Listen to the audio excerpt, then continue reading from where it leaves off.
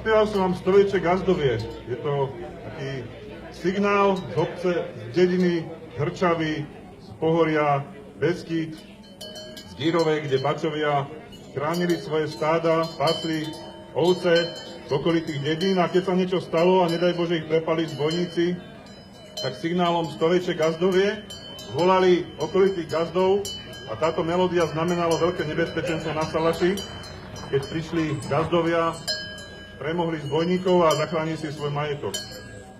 My sme grupa mocného udrženia z regiónu Trojmedzia, venujeme sa prezentácii pastierskej kultúry, hre na trombitách, na fujarách, na píšťalkách a oživujeme a udržujeme tradície Trojmedzia, česko-polsko-slovenského okolie Hrčavy, Čierneho, Svrčinovca, Skalitého.